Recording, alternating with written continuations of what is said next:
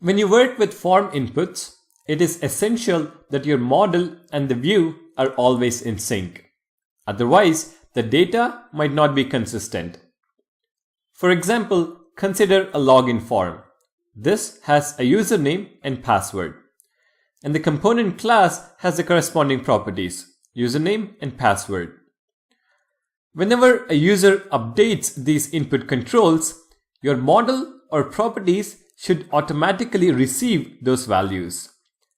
And when there is an update in the model or property value, your view should automatically reflect the updated values. Now we have learned about property binding and event binding, and we are in a good position to write our own code for this. But Angular wants to help us out and provides us with a cool feature, which is two-way binding. Two-way binding allows us to update a property and at the same time display the value of that property. And for two-way binding, Angular provides another directive, namely the ngModel directive. Let's take a look at an example so that things are more clear. Let's go back to Visual Studio Code, and first I'm going to create a new property in the class. This is going to be public, name, and initially an empty string. Now in the template, I'm going to add a new input element. Input type is equal to text. And then right next to the input element, I'm going to bind this property value using interpolation. So what we want here is that when I type something in the input box, I want the property to be updated with this value. And as soon as the property gets updated with that value, I want it to be shown here with interpolation. Basically, our view and the model should always be in sync. That is what we are going for. So for that, like I mentioned, we need to use the ngModel directive. So within the input element, add the directive ngModel and then surround it first with parentheses and then with square brackets. Parentheses and square brackets.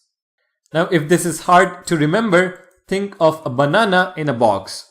So we have a banana inside a box. At least that's what the Angular team suggests. Alright, to this ngModel directive, we need to assign the property, which is the name property. So within quotes, name. So this should seem familiar to you. We have the square brackets for property binding, which is data flow from the class to the template.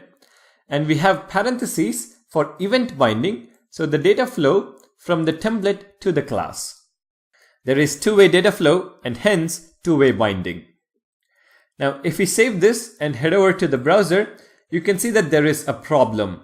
In the console, you can see can't bind to ngModel since it isn't a known property of input. So Angular is not aware of the ngModel directive because it is in a separate module called the forms module. So let's add that module to our application. So open app.module.ts file and import the forms module. And then add it to the imports array.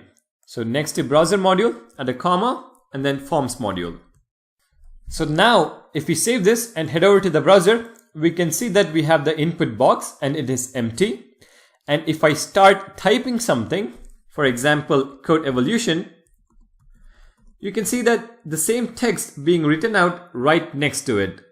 This is two-way binding. From the input, the value flows to the class property, and from the class property, the value flows back to the template. This will ensure our view and the property values are always consistent. Now we will make use of two-way binding when we learn about forms later on, but for now, that's pretty much it. Thank you guys for watching. Don't forget to subscribe, and I'll see you guys in the next video.